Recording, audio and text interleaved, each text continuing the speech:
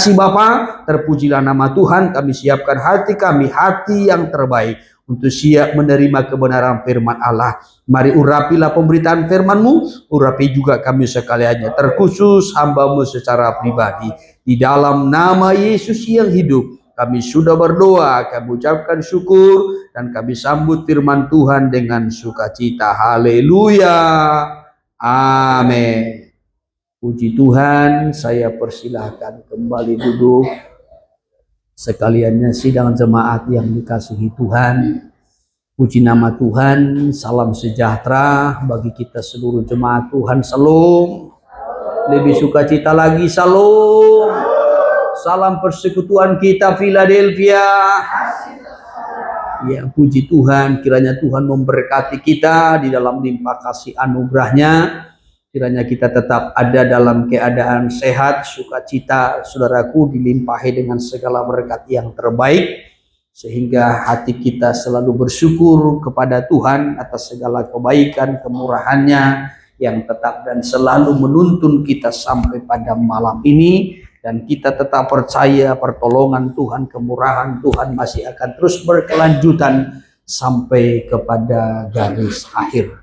Saudara yang terkasih di dalam Tuhan, kita juga selayaknya bersyukur atas firman Tuhan yang selalu diberi bagi kita dalam kelimpahannya, secara khusus dalam ibadah pendalaman Alkitab yang selalu kita tekuni di setiap minggunya. Saudaraku, kiranya membawa kita kepada pengertian yang lebih dalam, pengenalan Tuhan yang terus semakin bertumbuh, sehingga kita semakin dikuatkan, semakin digairahkan, menjadi gereja yang bertumbuh, yang dewasa di dalam Kristus Tuhan. Hingga kita boleh terus semakin mempersiapkan diri untuk bisa berkemenangan pada akhirnya. Saudaraku, baik pada ketika Tuhan datang kali yang kedua, ataupun akhir yang Tuhan sudah tentukan bagi setiap kita. Kita diberi kitab Wahyu, di mana kitab Wahyu ini selalu saya sampaikan intinya adalah supaya pada akhirnya gereja Tuhan atau orang-orang percaya berkemenangan. Kita sudah sampai kepada Wahyu pasal yang ke-15. Ya, Wahyu pasal yang ke-15. Dalam Wahyu pasal yang ke-15 ini, di sini ada 3 hal yang diperlihatkan kepada Rasul Yohanes. Ya, sekali lagi dalam Wahyu pasal yang ke-15 ada 3 hal yang diperlihatkan kepada Rasul Yohanes dalam satu penglihatan ketika dia berada di Pulau Patmos. Yang pertama itu adalah ayat 1, di mana kepada Rasul Yohanes diperlihatkan suatu tanda yang lain di langit, yang besar dan ajaib katanya, yaitu 7 malaikat dengan 7 malapetaka terakhir. Ya, tetapi sudah diperlihatkan 7 malaikat dengan 7 malapetaka terakhir ini seperti tidak langsung berlanjut. Ya, namun ayat 2 sampai kepada ayatnya yang keempat, ya saudaraku, diperlihatkan hal yang kedua kepada Rasul Yohanes, yaitu lautan kaca yang bercampur api. Di mana di tepi lautan kaca itu berdiri orang-orang yang telah menang. Menang terhadap binatang yang muncul dari dalam laut, dan juga menang atas patungnya, serta menang atas bilangan namanya. Lalu mereka yang sudah berkemenangan ini, di tangan mereka ada kecapi Allah, lalu mereka menyanyikan nyanyian Musa dan nyanyian anak domba. Itu sampai kepada ayat yang keempat. Saya sudah terangkan akan hal ini, saudara. Lalu apa yang diperlihatkan yang ketiga kepada Rasul Yohanes? Itu ayat 5 sampai kepada ayatnya yang ke-8. Yang diperlihatkan kepada Rasul Yohanes itu adalah bait suci atau kemah kesaksian yang di sorga itu dibuka. Ya, ketika itu dibuka, diperlihatkanlah kepada Rasul Yohanes, ya, tentang malaikat dan 7 cawan murka yang hendak ditumpahkan. Ya, maka tadi saya sampaikan dalam Wahyu 15 ini ada 3 hal yang diperlihatkan kepada Rasul Yohanes. Yang pertama-tama itu adalah satu tanda yang besar dan ajaib di langit. 7 malaikat dengan 7 cawan murka di tangan. Lalu yang kedua diperlihatkan adalah lautan kaca yang bercampur api, ya, dan di tepinya ada orang-orang yang telah menang. Lalu yang ketiga yang diperlihatkan itu adalah bait suci yang terbuka. Maka malam ini saya memberikan temanya adalah bait suci yang terbuka. Wahyu pasal 15 ayat yang kelima sampai kepada ayat yang ke-8. Ya, kita lihat dulu saudaraku, nats ini dibacakan dulu. Ya. Demikian firman Tuhan. Ya. Wahyu 15 ayat yang kelima dimulai. 7 malaikat dengan 7 cawan murka Allah. Iya. Kemudian daripada itu aku melihat orang membuka bait suci, kemah kesaksian di sorga, dan ke-7 malaikat dengan ke-7 malapetaka itu keluar dari bait suci, berpakaian lenan yang putih bersih dan berkilau-kilauan, dan dadanya berlilitkan ikat pinggang dari emas. Dan satu dari keempat makhluk itu memberikan kepada ke-7 malaikat itu 7 cawan dari emas yang penuh berisi murka Allah, yaitu Allah yang hidup sampai selama-lamanya. Ayat 8. Dan bait suci itu dipenuhi asap karena kemuliaan Allah dan karena kuasanya, dan seorang pun tidak dapat memasuki bait suci itu sebelum berakhir ke-7 malapetaka dari ke-7 malaikat itu. Puji Tuhan. Ya. Saudara yang terkasih, ini hal yang ketiga yang diperlihatkan kepada Rasul Yohanes dalam Wahyu 15, yaitu bait suci yang di sorga itu dibuka. Ya, dari nats yang sudah kita baca ini ada 3 hal yang akan saya mau sampaikan saudaraku, ya, yang sangat berkaitan dengan nats yang sudah kita baca. Yang pertama-tama, bait suci itu dibuka dalam penglihatan Rasul Yohanes. Bait suci yang di sorga itu dibuka. Bukan hal yang pertama ini dilihat oleh Rasul Yohanes kita. Tetapi sebelumnya juga kepada Rasul Yohanes sudah diperlihatkan bahwasanya ketika bait suci itu dibuka dalam Wahyu 11 ayat 19. Ya, jadi bait suci itu juga sudah pernah diperlihatkan kepada Rasul Yohanes dalam Wahyu 11 ayat 19. Ketika bait suci di sorga itu dibuka, maka dikatakan terjadilah gurung, gempa bumi yang dahsyat. Ya, itu dalam Wahyu pasal 11 ayat 19. Ya, ini diperlihatkan kepada Rasul Yohanes. Coba, maka terbukalah bait suci Allah yang di sorga. Yang di sorga, ya. Terus, dan kelihatanlah tabut perjanjiannya di dalam bait suci itu. Perjanjiannya di dalam bait suci itu. Tabut perjanjian yang dimaksudkan di sini sebenarnya menunjuk kepada tahta Allah. Iya, sekali lagi, tabut perjanjian yang dimaksudkan di sini sebenarnya menunjuk kepada tahta Allah. Iya, karena kalau kita belajar bait suci, ya, atau kemah suci, ya, yang sering kita dengar dalam bahasa Inggris tabernacle, ya, yang dulu diberi kepada bangsa Israel, ya, pada zaman Musa untuk dibuat, saudaraku, berpolakan sorga. Ya, jadi polanya itu dari sorga. Ya, kalau kita melihat Ibrani pasal yang ke-8 ayat 5 maupun juga dalam kitab Keluaran. Ya. Tetapi sekali lagi saudaraku, ya, tabut perjanjian yang dimaksudkan di sini itu menunjuk kepada tahta Allah di sorga. Ya, karena tabut perjanjian di kemah suci yang dibangun pada zaman Musa, ya, adalah tempat kehadiran Allah. Ya, tempat Allah hadir. Ya, di sana ada kemuliaan Allah atau skina glory. Dari atas tabut perjanjian, ya, atau dari atas tutup pendamaian dari antara kedua kerub yang ada di atas tutup pendamaian itu. Jadi itu menggambarkan tahta Allah, kemuliaan Allah, ya saudaraku, ataupun kehadiran Allah.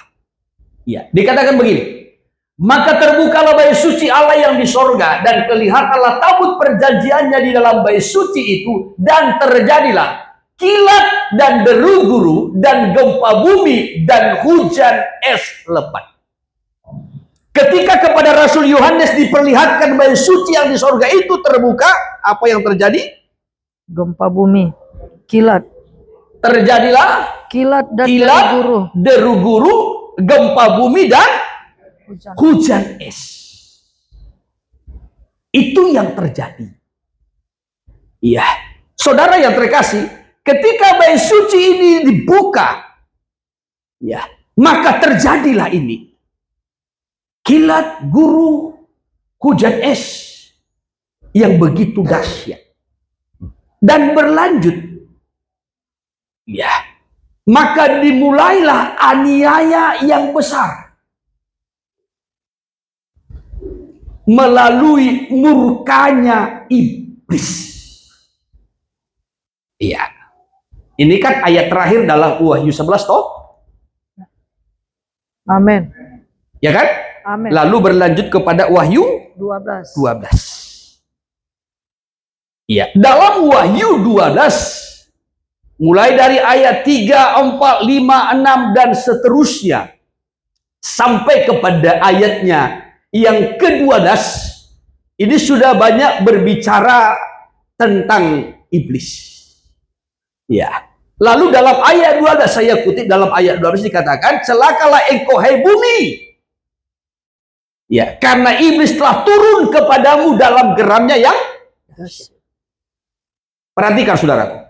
Ketika bait suci yang di sorga itu terbuka, itu sejalan dengan iblis dilemparkan ke bumi. Maka terjadilah kilat, deru guru, gempa bumi dan hujan es. Iblis dilempar ke bumi. Iya, maka iblis murka. Dan saat itulah dimulai aniaya besar. Ya, coba ayat 12. Ayat 12. Wahyu 12 ayat 12. Ya. Karena itu bersukacitalah hai sorga, Terus? dan hai kamu sekalian yang diam di dalamnya. Ya. Celakalah kamu hai bumi dan laut. Terus? Karena iblis telah turun kepadamu dalam geramnya yang dahsyat. Ya, terus. Karena ia tahu Ya. bahwa waktunya sudah singkat. Sudah singkat. Ya. Kalau ayat sebelumnya dalam ayat 10 kan iblis dilemparkan ke bumi, ya, ke bawah, yaitu pendakwa saudara-saudara kita yang mendakwa mereka siang dan malam di hadapan Allah. Ya. Lalu dilanjutkan dengan ayatnya yang ke-12 dikatakan bahwasanya celakalah kamu hai bumi. Karena iblis telah dijatuhkan, dilemparkan ke bawah, ke bumi. Ya, dan dia murka dalam geramnya yang dahsyat karena ia tahu waktunya sudah. Maka nanti masuk kepada Wahyu pasal 13. Wahyu pasal 13 saya sudah terangkan. Ya, soal binatang yang muncul dari dalam laut dan binatang yang keluar dari dalam bumi. Ya, saya sudah terangkan itu menunjukkan kepada antikristus dan nabi palsu. Dan juga sistemnya. Sistem yang dipakai. Ya, itu nanti angka 666-nya. Ya, saudaraku, bagaimana politik dengan agama yang dipersatukan untuk menyesatkan, mengalihkan penyembahan yang seharusnya kepada Allah, tetapi nanti dialihkan kepada antikristus dan kepada patungnya. Iya. Nah, kembali saudaraku, ketika bait suci yang pertama ini dilihat oleh Rasul Yohanes, Seiring dengan iblis dilemparkan, terjadilah kilat, deru guru, gempa bumi, dan hujan es. Maka dimulailah aniaya yang besar. Namun perhatikan, ya, dalam Wahyu pasal 15 tadi, ketika kembali bait suci itu dibuka dan diperlihatkan kepada Rasul Yohanes.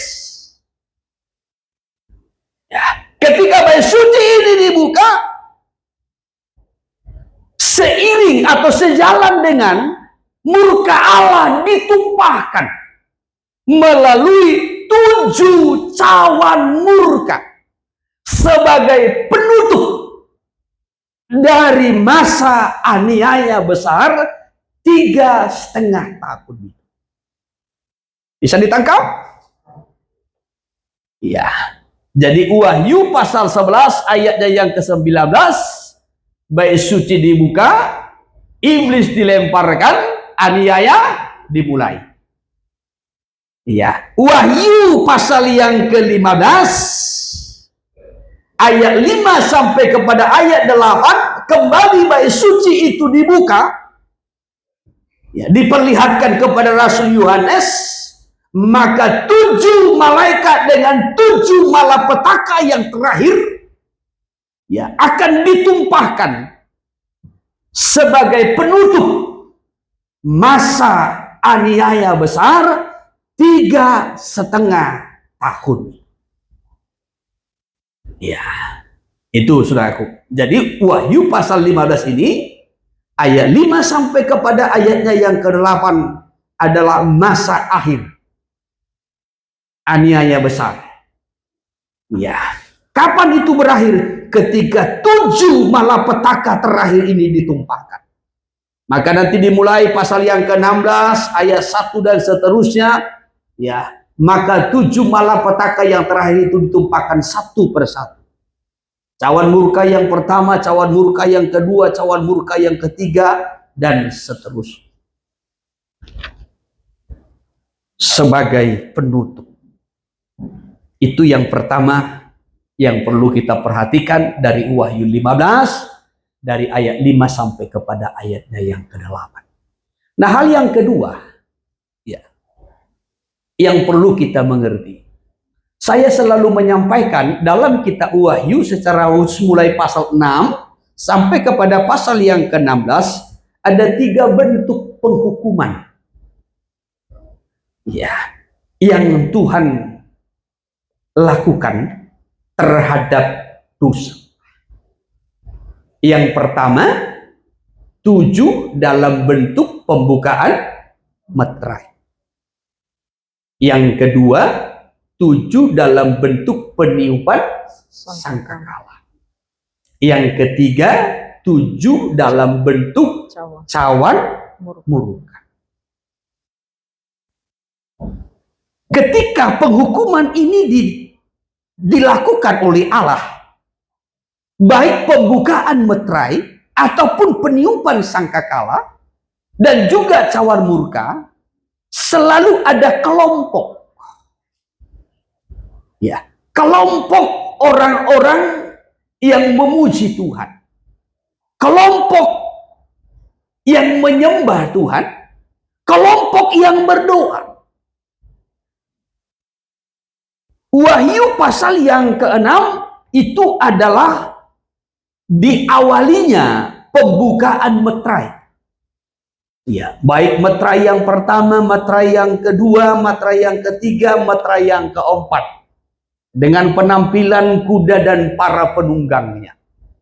Ya, tetapi sebelumnya, ya, sebelum penghukuman pembukaan meterai ini, kita melihat pada pasal 5 ayat 9 sampai kepada ayatnya yang ke-13 itu, atau ayatnya yang ke-14.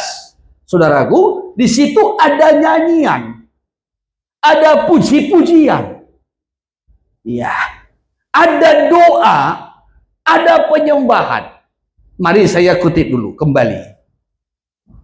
Ya, Wahyu pasal yang ke-5 dari ayat 9 dulu. Demikian, Ya, Dan mereka menyanyikan suatu nyanyian baru, katanya, Ya, Engkau layak menerima gulungan kitab itu dan membuka meterai-meterainya, terus, karena engkau telah disembelih, ya, dan dengan darahmu engkau telah membeli mereka bagi Allah ya, dari tiap-tiap suku, terus, dan bahasa, dan kaum, dan ya, bangsa. lanjutkan 10, Dan engkau telah membuat mereka menjadi satu kerajaan, terus, dan menjadi imam-imam bagi Allah kita, ya, dan mereka akan memerintah sebagai raja di bumi. ayat 11, maka aku melihat dan mendengar suara banyak malaikat di sekeliling tahta, ya, melihat dan makhluk-makhluk mendengar, dan tua-tua itu, terus, jumlah mereka berlaksa-laksa dan beribu-ribu laksa. ya, ini kelompok yang saya maksudkan tadi.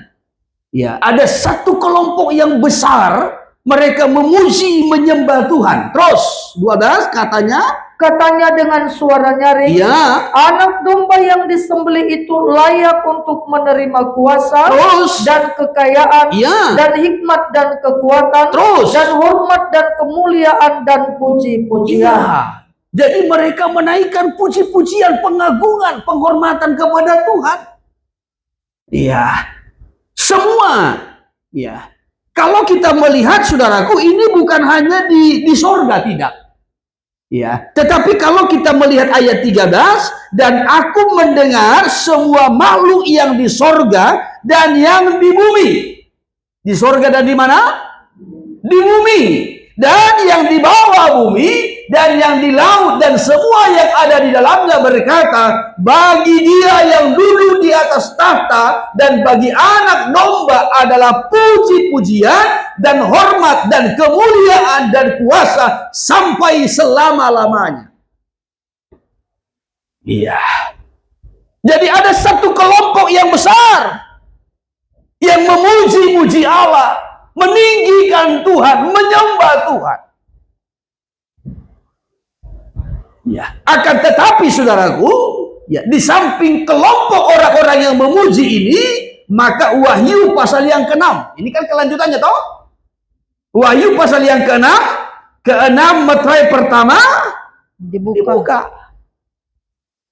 Ya, ini penghukuman. Ya. Meterai yang pertama dibuka. Kuda putih dan penunggangnya. Saya sudah terangkan, itu bicara tentang penyesatan. Ya. Baru yang kedua, kuda merah dan penunggangnya, kuda kelabu dan penunggangnya, kuda hitam dan penunggangnya, dan seterusnya. Ini penghukuman.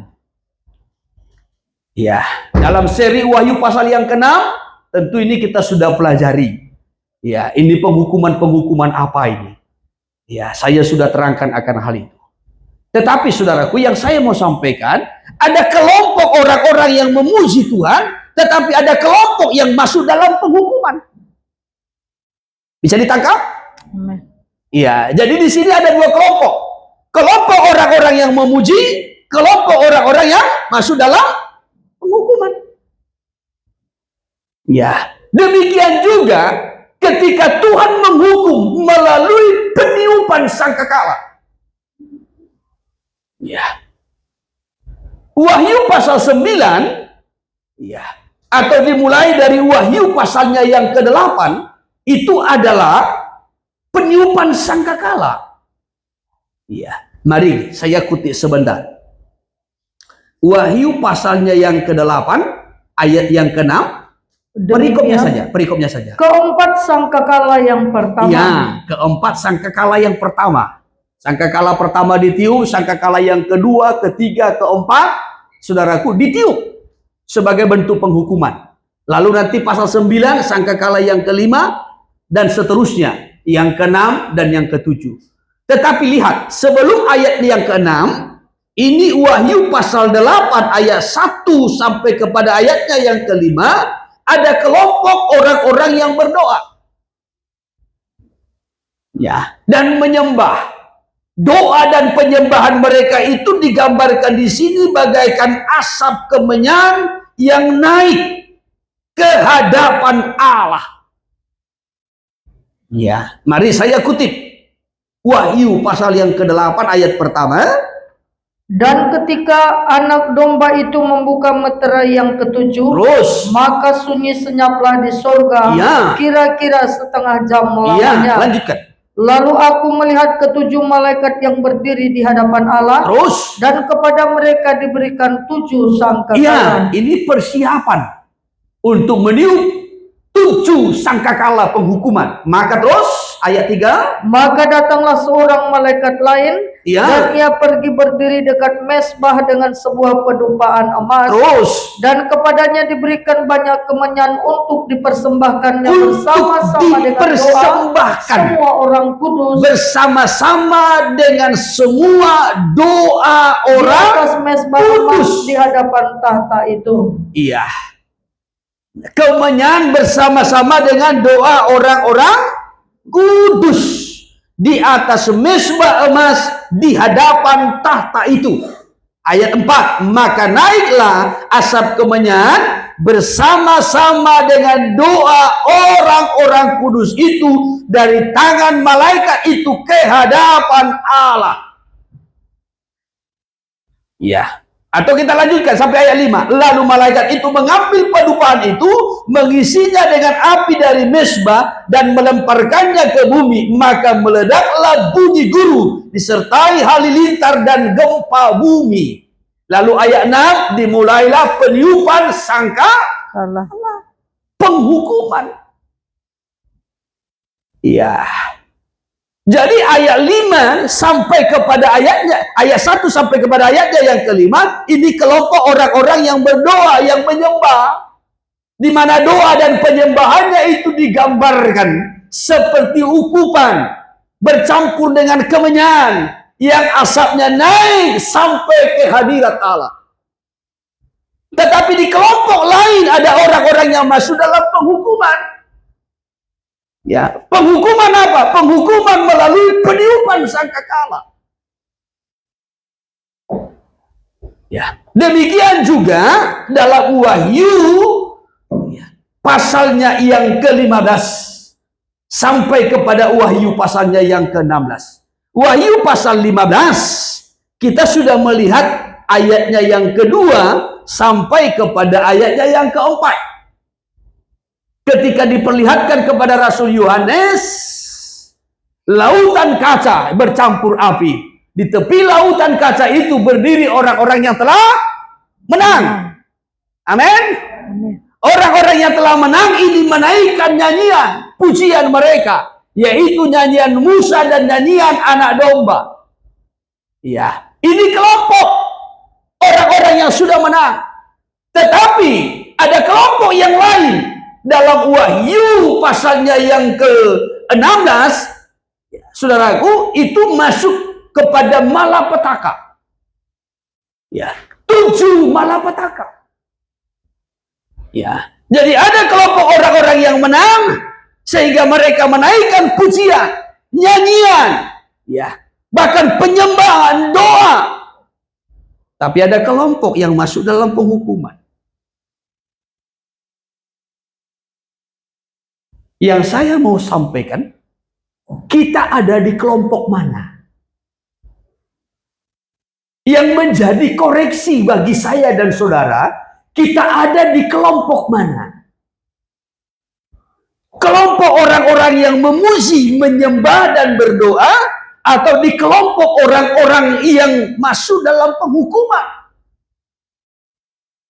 Ya. Kenapa masuk dalam penghukuman? Yang pertama, mereka gagal memuji menyembah Tuhan. Mereka gagal memiliki kehidupan yang menyembah. Yang kedua, kenapa mereka masuk dalam penghukuman? Karena mereka menyembah antikristus dan patungnya, serta menerima tanda.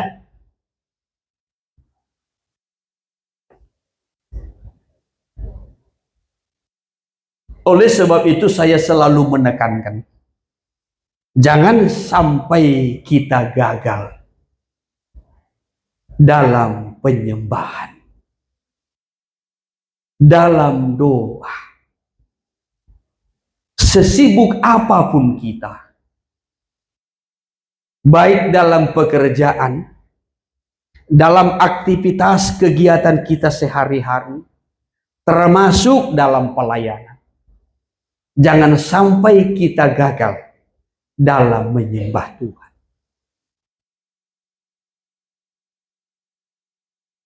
Orang mungkin bisa berkata, ya, aku melayani Tuhan, aku sibuk dalam pelayanan. Sesibuk apapun kita dalam pelayanan, ingat, hidup kita ini harus selalu terhubung dengan Tuhan melalui doa dan penyembahan.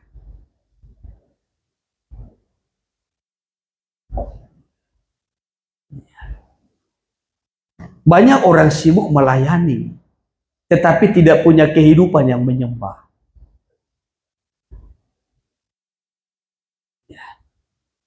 Saudara baik, saudara yang bekerja, dimanapun saudara bekerja, jangan sampai kita kehilangan sikap hidup yang menyembah.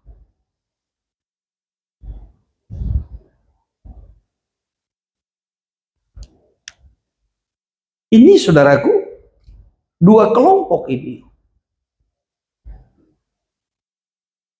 selalu diperlihatkan kepada Rasul Yohanes saat penghukuman-penghukuman Tuhan itu dinyatakan.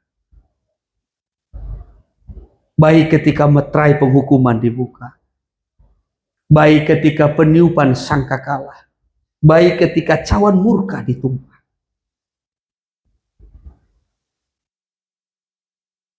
Maka menjadi koreksi. Kita ini di kelompok mana? Kelompok orang-orang yang berdoa, yang memuji, menyembah Tuhan kah? Ya. Atau di kelompok masuk dalam penghukuman ini? Kenapa dihukum?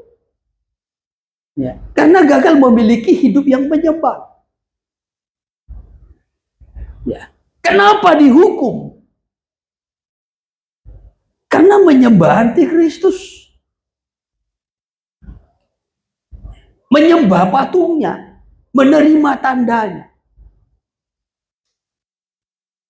Yang walaupun mungkin di zaman kita sekarang ini, tanda itu belum diwajibkan. Tetapi saya selalu menyampaikan, ingat rohnya ada. Ya, rohnya ada. Kalau kita belajar kan kita 1 Yohanes, 2 Yohanes, 3 Yohanes, termasuk juga pesan Rasul Paulus kepada Timotius melalui suratnya. Hati-hati dengan roh antikristus. Antikristusnya, pemimpinnya belum muncul, tetapi rohnya ya sudah gentayangan di mana-mana. Ya, angka 66-nya belum diwajibkan. Ya, tetapi sistemnya itu sudah jalan. Ya, sudah jalan. Ya, nanti yang boleh menjual dan membeli kan kalau ada tanda itu. Tetapi itu di masa kesukaran itu. Ya, tetapi sekarang kan sistemnya kan sudah. Coba semua produk apapun itu, kan ada barcode-nya.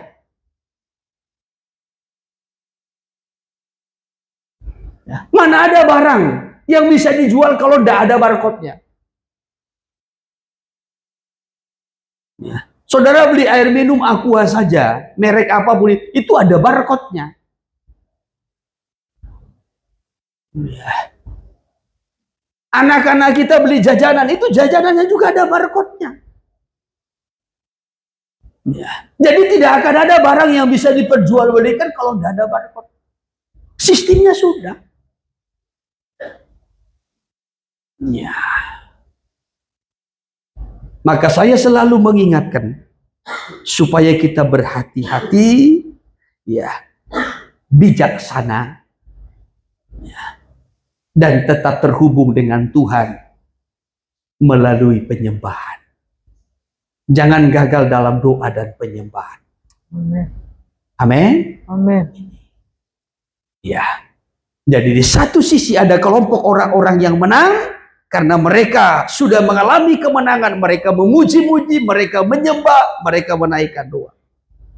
Tetapi di kelompok lain ada orang-orang yang harus masuk dalam penghukuman. Kenapa mereka masuk dalam penghukuman? Karena mereka gagal dalam kehidupan yang menyembah. Tentu untuk memiliki kehidupan yang menyembah ini harus berjuang. Ya, kalau kita mau berkemenangan.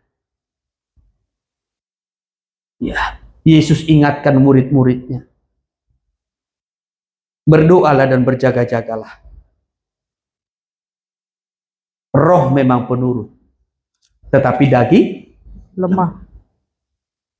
Apa tujuan Yesus di situ? Kalau kamu mau menang, berdoalah dan berjaga.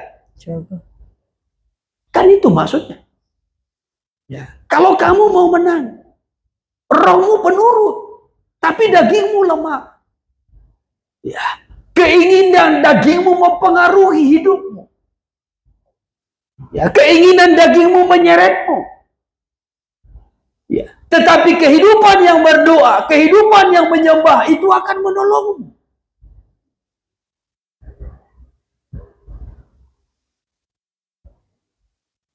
Murid-murid pun diingatkan oleh Yesus supaya jangan sampai gagal dalam menyembah. Ya. Doa dan penyembahan itu akan menolong kita menghadapi pencobaan-pencobaan supaya kita menang dari semuanya. Haleluya. Haleluya. Ini hal yang kedua. Hal yang ketiga, kembali kepada Wahyu pasal yang ke-15 dari ayat 5 sampai kepada ayatnya yang ke-8. Penghukuman Tuhan, cawan murka ditumpahkan. Tentu ada dasar penghukuman Tuhan ini. Tuhan tidak menghukum dengan membabi buta. Tidak.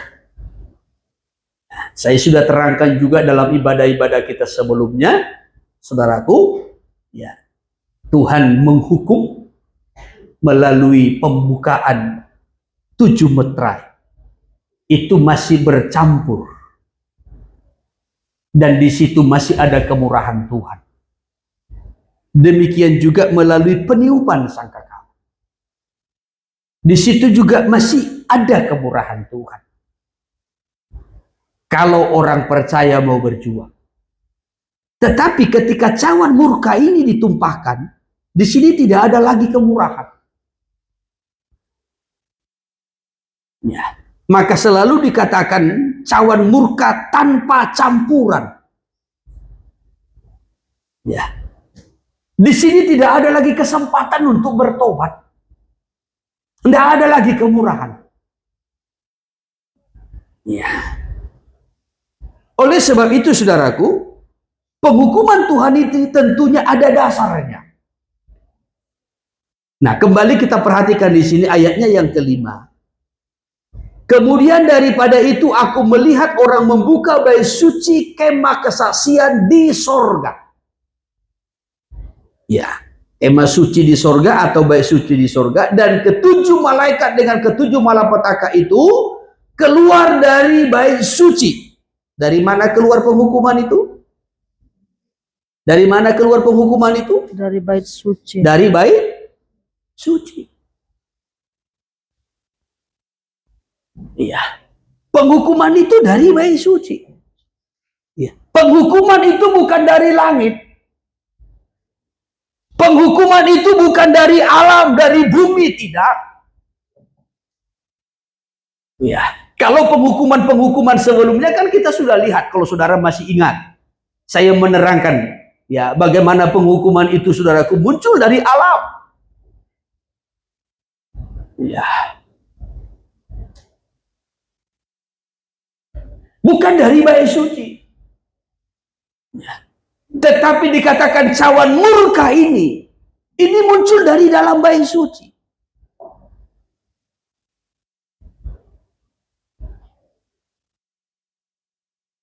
Bicara tentang bait suci, mungkin secara rohani seringkali kita berpikir bait suci adalah kita. Hidup kita benar. Saya dan saudara adalah bait sucinya Tuhan. Amin. Tapi ingat, bait suci itu harus kudus. Harus kudus. Ya, harus kudus. Kenapa penghukuman ini datang dari bait suci, dari dalam bait suci yang di sorga? Ya. Saudara yang terkasih, dasar penghukuman Tuhan itu yang pertama-tama adalah kekudusan. Kekudusan. Orang-orang yang menolak kekudusan Allah, orang-orang yang menolak kesucian, ya, maka inilah yang menjadi dasar pertama. Kenapa Allah menghukum? Kenapa Allah menumpahkan cawan murka? Rasul Petrus sudah menyampaikan sebenarnya dalam suratnya yang kedua. Dikatakan begini, Allah tidak lalai menepati janjinya, sekalipun ada orang yang menganggapnya sebagai kelalaian. Tetapi ia sabar kepada kamu, ya, karena Tuhan menghendaki supaya semua manusia selamat, bertobat. Ya, akan tetapi hari kedatangan Tuhan sudah semakin dekat. Maka ketika hal itu terjadi, langit akan menyusut oleh karena api. Ya, 2 Petrus ya, 2 Petrus 3 dari ayat 9 coba. Demikian, Ya. Tuhan tidak lalai menepati janjinya, Ya. sekalipun ada orang yang menganggapnya sebagai kelalaian, Ya. tetapi ia sabar terhadap kamu. Sabar terhadap kamu. Karena ia menghendaki supaya jangan ada yang binasa, Ya. melainkan supaya semua orang berbalik dan bertobat. Ya. Tuhan sabar sampai hari ini. Ya. Karena Tuhan merindukan supaya semua manusia itu bertobat. Akan tetapi terus. Tetapi hari Tuhan akan tiba seperti pencuri. Ya, terus. Pada hari itu langit akan lenyap dengan gemuruh yang Pada dahsyat. hari itu langit akan lenyap dengan gemuruh yang dahsyat. Kilat dan bunyi guru, gempa bumi bercampur dengan hujan. Yes. Itu toh Amin. yang sudah kita baca. Ya, terus Dan unsur-unsur dunia akan hangus dalam nyala api. terus. Dan bumi dan segala yang ada di atasnya akan hilang Ya, lenyap. bumi dan segala yang ada di atasnya, di dalamnya akan hilang lenyap. Terus. Jadi jika segala sesuatu ini akan hancur secara Kalau demikian, semua ini akan hancur, terus. betapa suci dan salehnya kamu harus Apa hidup. yang Tuhan tuntut? Kesucian dan kesalehan. Apa yang Tuhan tuntut? Kesucian dan kesalehan. Kesucian. Dan hidup yang saleh. Hidup yang rohani. Hidup yang beribadah. Hidup yang menyembah. Ya, itu yang Tuhan tuntut. Ya. Semua ini akan hancur. Ya. Tuhan akan tumpahkan murkanya melalui cawan murka yang sudah dipersiapkan. Tapi apa dasarnya? Kenapa Tuhan menghukum? Bukankah Dia adalah Allah yang penuh dengan kasih? Bukankah Dia Tuhan yang panjang sabar? Bukankah Dia Tuhan yang menciptakan manusia untuk kemuliaan? Benar. Dan Tuhan sudah memberikan kesempatan bagi manusia. Tuhan sudah menunjukkan kemurahannya. Diberi penghukuman untuk mengingatkan manusia. Tetapi manusia tidak bertobat. Lalu Tuhan tingkatkan penghukuman yang lebih berat melalui peniupan sangkakala. Toh juga manusia tidak bertobat. Maka Tuhan akan menumpahkan cawan murka. Ya. tanpa belas kasihan. Tetapi kembali, apa dasarnya? Kekudusan. Orang yang menolak kekudusan, orang yang menolak kesucian Allah, maka hukuman itu datang dari bait suci. Di mana bait suci itu yang seharusnya adalah kudus. Tetapi ketika bait suci itu dinajiskan,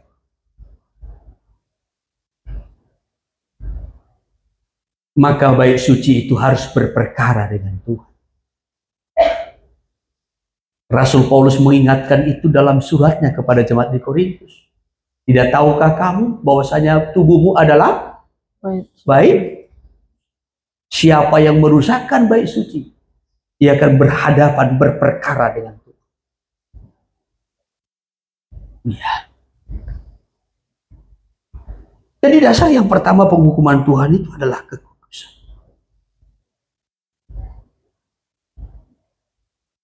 Karena Tuhan kudus, karena baitnya kudus, maka setiap yang tidak kudus harus masuk dalam murka Allah. Ya. Oleh sebab itulah, maka kita sekarang ini orang-orang percaya, ya, kita masuk dalam hajaran Tuhan.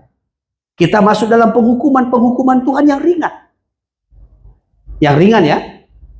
Supaya kita menguduskan diri. Ya. Ada kalanya kita dihajar oleh Tuhan. Ya, dengan hajaran-hajaran yang ringan. Ya, dihajar melalui kelemahan, dihajar melalui penyakit, dihajar melalui hidup yang berkekurangan, dihajar melalui kegagalan-kegagalan. Ada tujuannya. Tujuannya supaya kita kudus. Ya, supaya kita kudus. Kitab Ibrani pasal yang ke-12. Ibrani pasal 12. Kalau kita membaca dimulai dari ayatnya yang ke-5, kan? Ya, dikatakan di situ soal anak yang dihajar oleh bapak ayahnya. Ayahnya. Di mana anak yang tidak dihajar oleh ayahnya, kecuali anak gampang.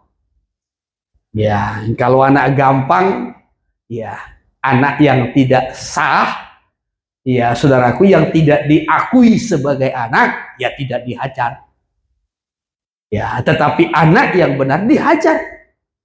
Ya. Kalau Tuhan mengakui kita sebagai anak-anaknya, Tuhan menghajar kita. Tujuan ajaran itu ada. Supaya kita kudus.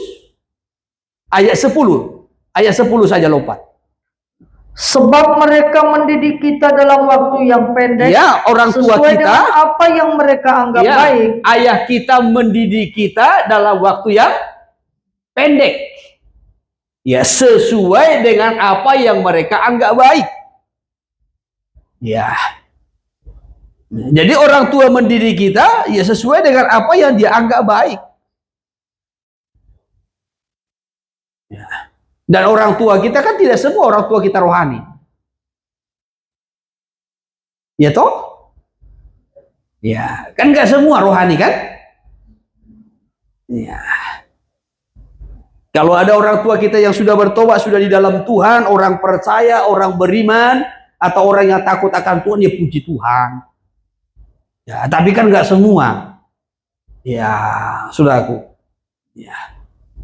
Mungkin ada orang tua kita mungkin ya tidak mengerti kebenaran, bukan orang percaya. Ya, nggak tahu ada orang tua kita pemabuk dulu. Ya, dan lain sebagainya. Ya, tetapi walaupun demikian orang tua kita mengasihi kita dan mendidik kita menurut apa yang baik dalam pandangannya. Walaupun dia tidak tahu kebenaran. Ya, tetapi dia selalu berusaha bagaimana supaya anaknya itu mengalami atau hidup dalam hidup yang terbaik, kan begitu.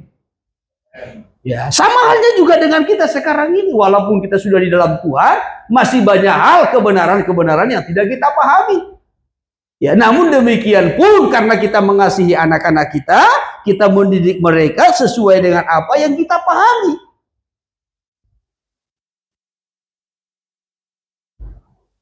Ya, itu maksudnya di sini bagian A. Ya, tetapi dilanjutkan. Tetapi dia mengajar kita untuk kebaikan Tetapi kita. dia, Tuhan, mengajar kita untuk. Tetapi dia mengajar ya, bukan mengajar, beda.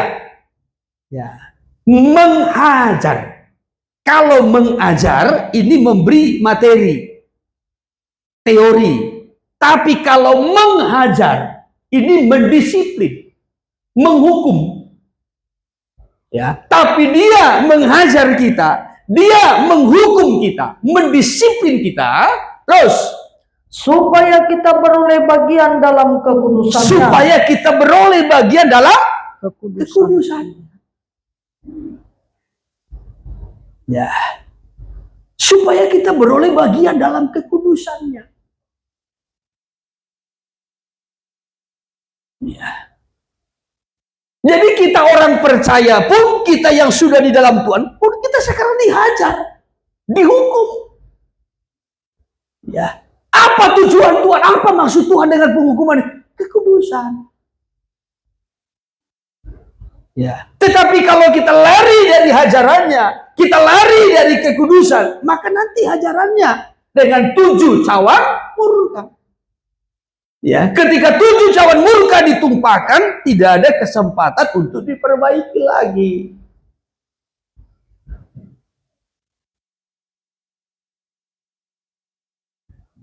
Jadi bukan berarti karena kita sudah di dalam Tuhan, sekarang ini semua enak, apa yang kita minta semua dikabulkan, ya semua segala sesuatunya serba indah, tidak. Ya, ada kalanya Tuhan menghajar kita, ketika kita tidak taat dihajar. Ya.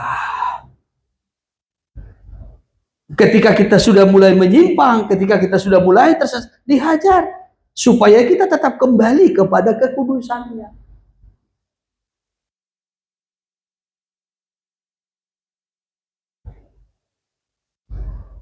Bisa ditangkap?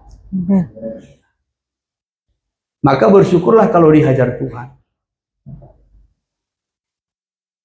supaya kita mengambil bagian dalam kekudusan. Ya, kan seringkali ketika kita tidak taat dihajar Tuhan.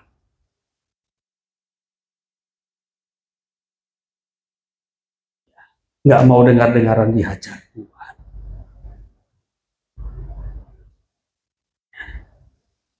Nggak mau taat dalam doa. Nggak mau taat dalam pembacaan firman Tuhan. Ya, dihajar Tuhan. Tidak mau taat mengembalikan milik Tuhan, dihajar Tuhan. Atau mungkin dalam hal-hal yang lain. Ya tentu, kesalahan kita satu dengan yang lain berbeda-beda toh.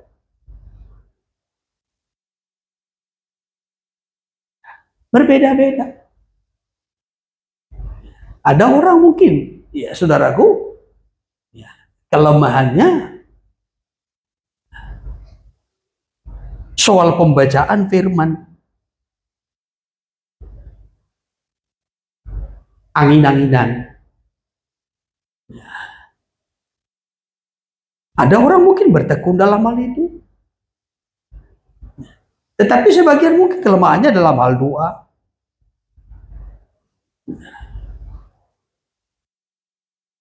Kita punya kelemahan masing-masing. Ya. Tetapi ketika kita tidak taat, Tuhan hajar. Kenapa dihajar Tuhan? Karena Tuhan masih mengakui kita sebagai anak. Sebagai anak. Dalam 1 Petrus pasal yang keempat, ayat 17, 1 Petrus pasal 4 ayat 17. Demikian firman Tuhan. Ya, Karena sekarang telah tiba saatnya penghakiman dimulai, sudah tiba saatnya penghakiman dimulai. Ya, dan pada rumah Allah sendiri yang harus pertama-tama dihakimi. mana pertama-tama dihakimi? Mana? Rumah Allah atau bait suci, gereja, jemaat. Ya, jadi sebelum Tuhan menghakimi, sebelum Tuhan menghukum, ya, orang-orang di luar gereja, di luar bait suci, ya, di luar rumah Tuhan, ya, orang-orang yang tidak bertobat, orang-orang yang tidak takut akan Tuhan, yang pertama-tama dihakimi, dihukum itu yang mana? Rumah Allah. Allah. Ya. Maka sekarang penghakiman dimulai. Ini katakan sangat jelas sih. Karena sekarang telah tiba saatnya penghakiman dimulai. Ya. Sudah dimulai penghakiman, penghukuman. Tapi dimulai dari mana? Rumah Tuhan. Ya. Siapa yang ada di rumah Tuhan? Orang-orang percaya. Gereja, jemaat. Kenapa dihakimi? Kenapa dihukum? Kenapa dihajar Tuhan? Kenapa didisiplin Tuhan? Supaya mengambil bagian dalam kekudusannya. Ya, sebab ketika kita menyimpang, ketika kita tersesat, ketika kita tidak taat, ketika kita melalaikan hukum-hukum Allah, Tuhan hajar kita. Supaya kembali kepada kekudusan.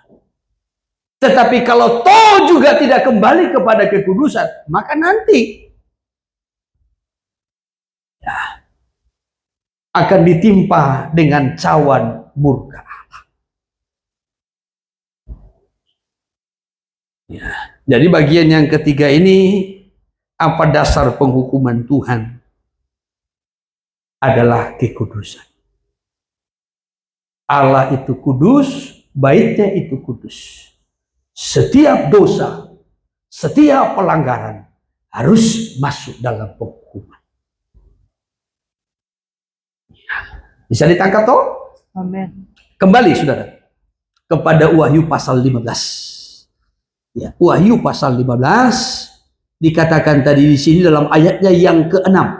Saya ulang kembali ayat 6. Dan ketujuh malaikat dengan ketujuh malapetaka itu keluar dari bait suci. Dari mana? Bait suci. Bait suci. Jadi penghukuman itu tadi dari bait suci. Ya, berpakaian lenan yang putih bersih. Apa pakaiannya? Lenan yang putih bersih. Lenan yang Putih bersih. putih bersih. Ya, lenan putih bersih. Kita tahu lenan putih bersih ini dalam Wahyu 19 ayat yang ke-8 itu bicara tentang kebenaran. Perbuatan yang benar. Ya, ayat 8 dulu. Dan kepadanya dikaruniakan supaya memakai kain lenan halus, Ya, yang berkilau-kilauan dan yang putih bersih. putih bersih terus. Lenan halus itu adalah perbuatan-perbuatan yang benar dari orang-orang kudus. Iya.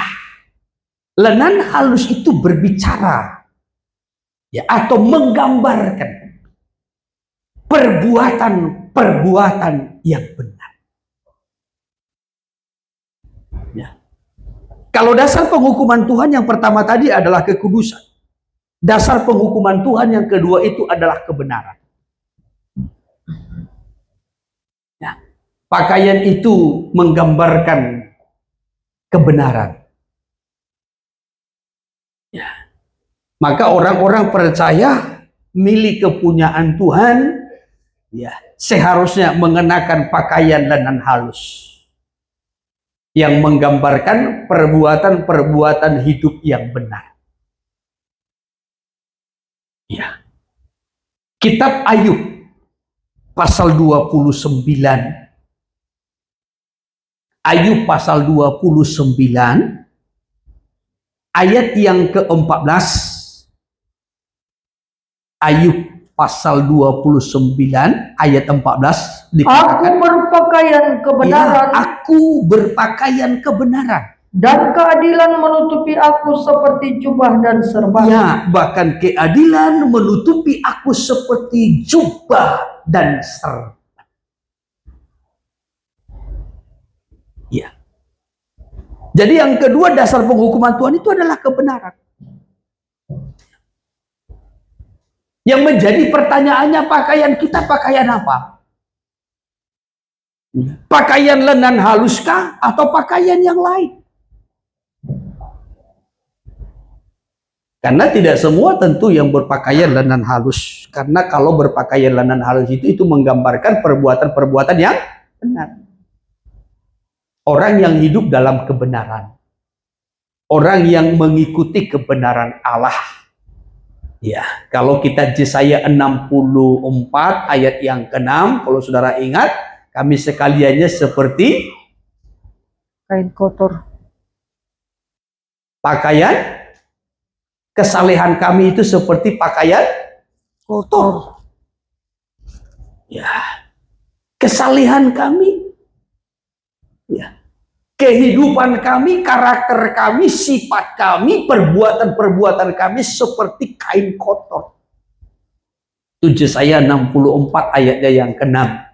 Ya, saudara nanti boleh lihat itu. Ya.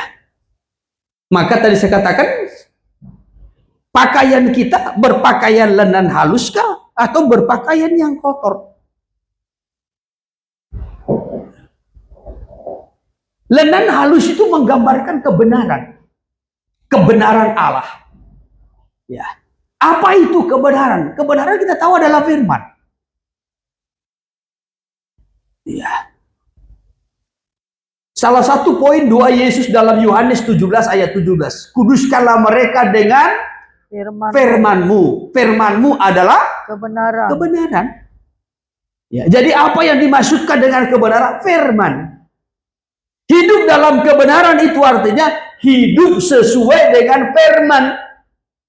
Hidup dalam kebenaran itu artinya hidup mentaati firman. Tuhan memberikan kepada kita firman-Nya supaya kita hidup sesuai dengan firman itu. Tuhan memberikan kepada kita firman-Nya supaya firman itu kita amalkan dalam hidup kita. Ya. Tetapi kan banyak orang yang menolak kebenaran, banyak orang yang menolak firman. Dan hidup menurut maunya, hidup menurut keinginannya. Ya. Hidup sesukanya. Ya. Tuhan memberikan kepada kita firman kan bukan hanya sekedar menghibur, menguatkan, ya membuat kita senang, tidak. Tetapi Tuhan memberikan kepada kita firman-Nya supaya kita hidup sesuai dengan firman itu.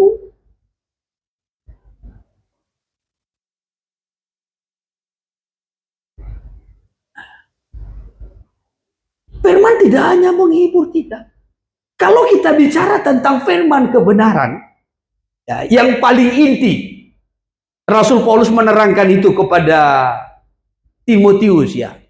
Ya, segala tulisan yang diilhamkan Allah memang bermanfaat. Yang pertama-tama untuk mengajar. Yang kedua, Menyatakan kesalahan. Kesalahan. Yang ketiga, memperbaiki kelakuan. Yang keempat, mendidik orang dalam kebenaran. Kan cukup jelas toh. Ya. Apa itu kebenaran? Firman. Firman yang bagaimana? Ya. Kebenaran itu bukan hanya firman yang menguatkan, bukan hanya firman yang menghibur. Ya. Saudara yang sakit sembuh. Ya. Saudara yang susah dihiburkan. Ya. Saudara yang merasa gagal diberi kemenangan. Yesus sudah tanggung semua di kayu salib dalam tubuhnya. Firman kebenaran itu tidak hanya penghiburan begitu, tidak. Ya. Coba Kitab Timotius sebentar. 2 Timotius 3 ayat yang ke-16. Ya. Segala tulisan yang diilhamkan Allah memang bermanfaat untuk mengajar. Itu yang pertama. Segala tulisan yang diilhamkan Allah, setiap firman Allah yang memang bermanfaat untuk mengajar. Ya. Arti mengajar di sini memberi pengertian, memberi pemahaman, memberi pengenalan. Ya. Jadi Alkitab ini, firman ini diajarkan kepada kita supaya kita mengerti, supaya kita mengenal Allah. Kita mengenal Allah yang adalah kudus. Kita mengenal Allah yang benar. Kita mengenal Allah penyembuh. Kita mengenal Allah pertolongan. Kita mengenal Allah sumber berkat. Kita mengenal Allah maha hadir. Ya. Dan seterusnya. Firman itu Mengajar. mengajar. Ya, tetapi bukan hanya mengajar saja, namun juga untuk menyatakan yang kesalahan. kedua, firman itu juga menyatakan kesalahan. Ya, maka firman itu selalu menyelidik, mengoreksi, bahkan menyatakan apa yang menjadi kesalahan kita, kekurangan kita. Oh, kesalahanmu di sini, ya, engkau sudah mulai meninggalkan pertemuan-pertemuan ibadahmu. Ya. Oh, kesalahanmu di sini, engkau menunda-nunda waktu. Oh, kesalahanmu di sini, engkau sudah melalaikan pembacaan, perenungan firman-Ku, kata Tuhan. Oh, kesalahanmu di sini, engkau sudah tidak bertekun lagi dalam doa, pujian, penyembahanmu. Oh, engkau kesalahanmu di sini, engkau sudah mulai berfokus kepada dirimu. Oh, kesalahanmu di sini, engkau sudah mulai sombong, tinggi hati. Firman itu menyatakan kesalahan.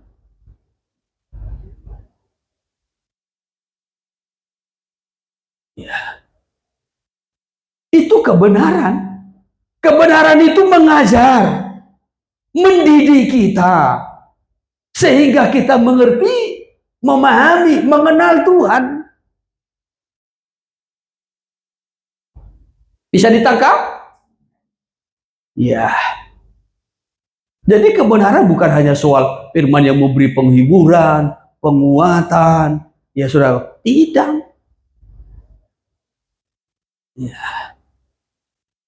Bagus kita mengenal Tuhan, bagus, mengenal kekudusannya bagus, tetapi tidak hanya bagian itu saja. Namun ada bagian yang kedua, menyatakan Kesalahan. Maka kalau kesalahan kita dinyatakan, ya, Tuhan sedang membawa kita kepada kebenaran, supaya jangan larut dalam kesalahan itu. Ya, ini coba terus yang ketiga Untuk memperbaiki kelakuan. Nah, jadi tidak hanya menyatakan kesalahan, tetapi juga memperbaiki kelakuan. Bukan hanya kesalahannya dinyatakan, tetapi diberi solusi supaya kelakuannya diperbaiki, dipulihkan. Oh, ini salah, yang benar itu ini. Ya, maka yang salah itu diperbaiki.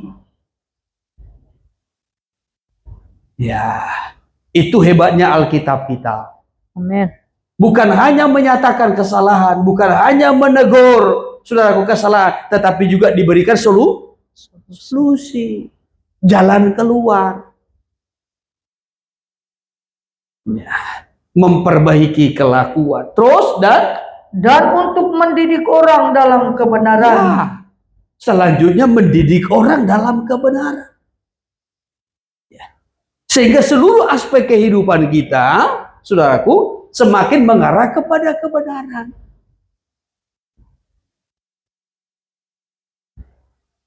Ya. Tetapi kan banyak orang yang menolak ini. Kalau menerima firman itu yang mengajar, memperkenalkan Allah, mungkin kita masih terima. Tapi kalau sudah masuk kepada bagian yang kedua, firman itu menyatakan kesalahan. Oh, ini banyak orang yang menolak.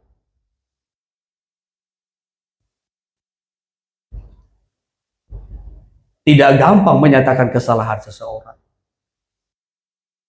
Kadangkala kalau kita menegur seseorang pun dalam kesalahannya, sulit diterima. Ya, kadangkala bisa langsung bereaksi. Ya. Kayak kau aja orang benar, bukan begitu ya. Ya. Ya. Atau mungkin langsung ya, roh pemberontakannya, urusi aja dirimu sendiri. Ya. Tapi mudah-mudahan jangan ada yang seperti itu. Amen. Baik orang-orang muda, baik anak-anak remaja. Kalau kesalahannya dinyatakan, guna untuk pemulihan. Kalau kita ratapan kan sangat jelas menyatakan kesalahannya tidak dinyatakan guna untuk pemulihan.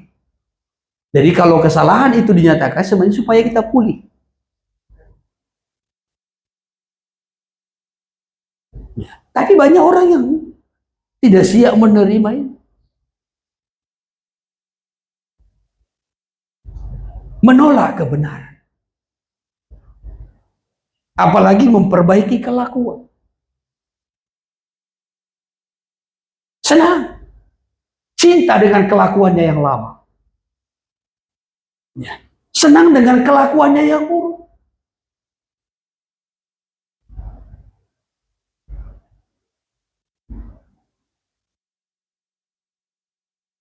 Harusnya selalu ada yang baru.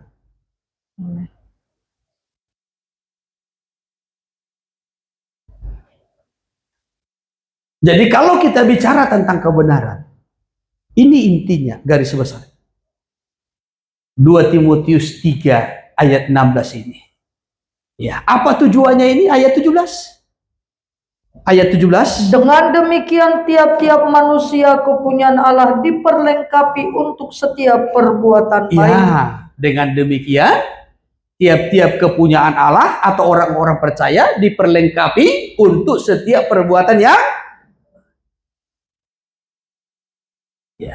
dilengkapi, dipersiapkan untuk setiap perbuatan yang baik. Tetapi orang-orang yang menolak kebenaran, menolak lenan halus, maka nanti akan berhadapan dengan cawan murka. Yohanes pasal 12 ayat 48, Yesus berkata seperti ini. Iya, bahwasanya orang-orang yang menolak perkataanku sesungguhnya sudah ada hakimnya, yaitu firman itu sendiri, katanya. Ayat 48. Barang siapa menolak aku Ya, dan tidak menerima perkataanku, ia sudah ada hakimnya. sudah ada hakimnya, ya. Yaitu firman yang telah kukatakan, Ya, itulah yang akan menjadi hakimnya pada akhir zaman. ya, itu yang menjadi hakimnya pada akhir zaman. Firman yang sudah kuberi, yang sudah kusampaikan, yang sudah kuperdengarkan. Kalau itu ditolak, maka itulah nanti yang akan menjadi hakimnya.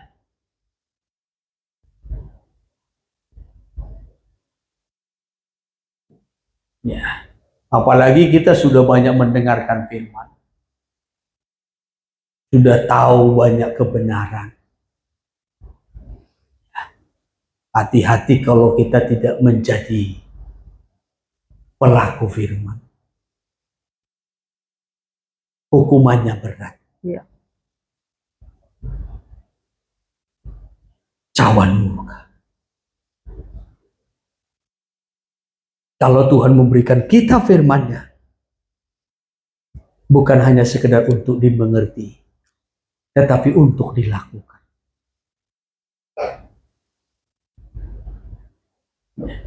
Supaya kita mengambil bagian dalam kekudusan Tuhan. Bicara tentang kebenaran, itu bicara tentang firman. Kalau dikatakan firman, firman yang bagaimana? Firman yang mengajar. Firman yang menyatakan kesalahan. Firman yang memperbaiki kelakuan. Memperbaiki hidup. Memperbaiki karakter. tabiat, sikap hidup kita.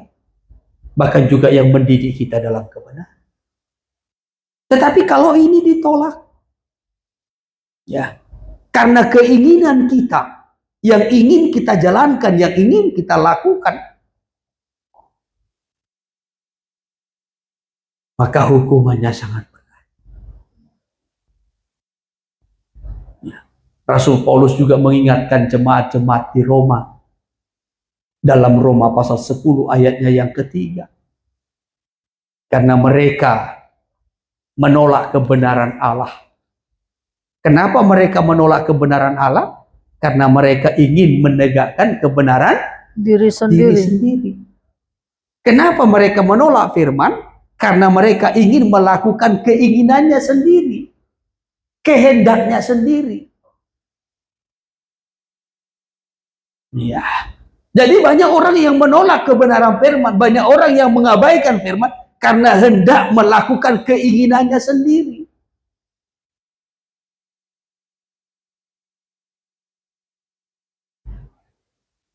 Itu yang menjadi persoalan. Tetapi ketika kita terbuka hati terhadap kebenaran, terhadap firman Allah yang akan menyatakan kesalahan, mengoreksi kita, memperbaiki hidup kita, maka hari demi hari kita akan semakin dibawa segambar dengan Tuhan, baik dalam kekudusan maupun dalam kebenaran. Jadi dasar yang kedua penghukuman Tuhan adalah kebenaran. Orang-orang yang menolak kebenaran. Baru yang ketiga, kembali kepada kitab Wahyu pasalnya yang ke-15, ayat yang ke-6. Dan ketujuh malaikat dengan ketujuh malapetaka itu keluar dari bait suci, berpakaian lenan yang putih bersih dan berkilau-kilauan. Perhatikan bagian yang ketiganya. Dan dadanya berlilitkan ikat pinggang dari emas. Dadanya berlilitkan ikat pinggang dari emas. Ikat pinggang. Mengikat pinggang itu melambangkan kesiapan untuk melayani. Kesiapan untuk melayani. Baik dalam Injil Lukas, seorang hamba yang akan melayani tuannya, mempersiapkan makan untuk tuannya, ia harus mengikat pinggang. Lalu mempersiapkan makan untuk tuannya dan melayani tuannya sampai selesai. Mengikat pinggang itu berbicara kesiapan untuk melayani. Ya. Akan tetapi saya kutip dari Injil Lukas pasalnya yang ke-12 ayat 35 saja. Ya. Lukas 12 ayat 35. Demikian firman Tuhan. Ya. Hendaklah pinggangmu tetap berikat, Ya. dan pelitamu tetap menyala. Ya, hendaklah pinggangmu tetap berikat. Dan pelitamu tetap menyala. Siap sedia. Ya. Sekali lagi ini berbicara tentang kesiapan dalam melayani. Bicara tentang pelayanan itu bicara tentang kemuliaan. Sekali lagi, bicara tentang pelayanan itu bicara tentang kemuliaan. Orang-orang yang melayani adalah orang-orang yang memiliki hati mulia. Bisa ditangkap? Amen. Orang-orang yang mau melayani adalah orang-orang yang memiliki hati mulia.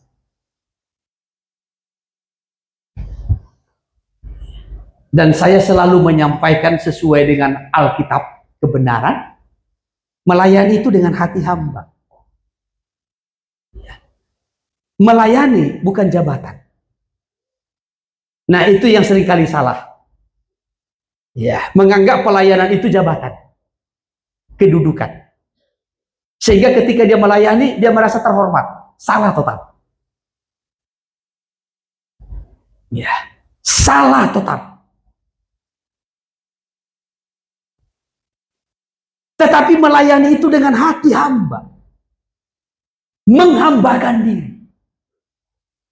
Orang yang mau menghambakan diri, orang yang mau melayani, saya selalu berkata, hamba adalah kedudukan yang paling rendah. Ya. Jadi kalau orang mau menghambakan diri, mau melayani, karena memiliki hati yang mulia. Kalau saudara mau menjadi seorang pelayan, ya, terhadap satu dengan yang lain, karena saudara memiliki hati yang mulia. Kalau saudara mau melayani siapa saja, tanpa memandang bulu, karena saudara memiliki hati yang mulia. Tetapi ingat, sekali lagi, garis bawahi, melayani ya, bukan suatu kedudukan, ya, bukan suatu jabatan, tidak. Jangan salah di situ. Ya. Jadi kalau orang memiliki hati yang menghambakan diri, hati yang mau melayani, karena punya hati yang mulia. Ya. Maka dalam Injil Yohanes Yesus berkata, orang yang mau mengikut aku dan melayani aku akan dihormati oleh Bapa. Kenapa dikatakan demikian? Karena punya hati mulia. Ya, coba Yohanes 12 ayat 26. Yohanes 12 ayat 26. Demikian firman Tuhan. Ya.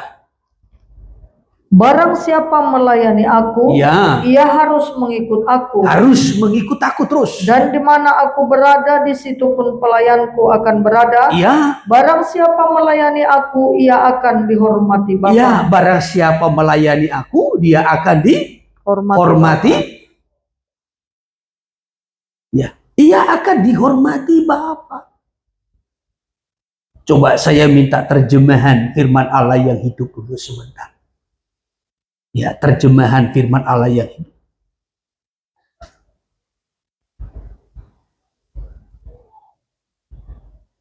Demikian, Ya. jikalau orang-orang Yunani itu mau menjadi murid-muridku, Ya. suruhlah mereka datang.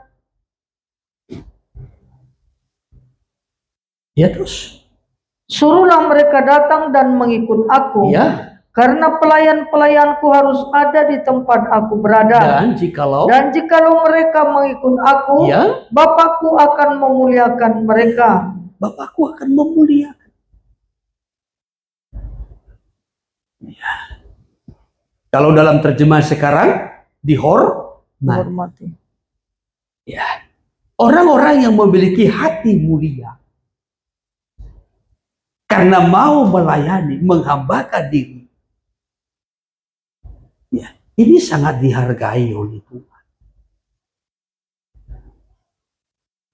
Jerih payahmu tidak akan pernah sia-sia. Ya. Tetapi akan dihargai oleh Tuhan. Yang saya mau kutip, orang yang mau melayani, punya kesiapan untuk melayani Tuhan, adalah orang-orang yang punya hati mulia. Tetapi tentunya kan tidak semua orang mau melayani. Apalagi yang namanya menghambakan diri. Kalau melayani, karena dia merasa terhormat ketika dia melayani, banyak. Maka banyak orang mau melayani karena merasa terhormat. Ya. Namun saya harus luruskan, bukan itu inti, ya, melayani tidak. Ya. Intinya melayani, menghambakan diri. Dan orang yang mau menghambakan diri karena punya hati mulia. Bukan karena merasa terhormat, merasa dihargai, merasa disanjung, merasa terkenal, dipuji. Enggak. Ya. Jangan salah dalam memahami soal pelayanan. Ya. Tapi orang yang melayani, menghambakan diri karena punya hati. Ya.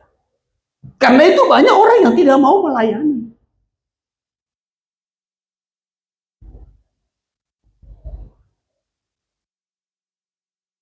Oleh sebab itulah dalam Ulangan pasal 28, ya, Tuhan menghukum orang-orang yang tidak mau menghamba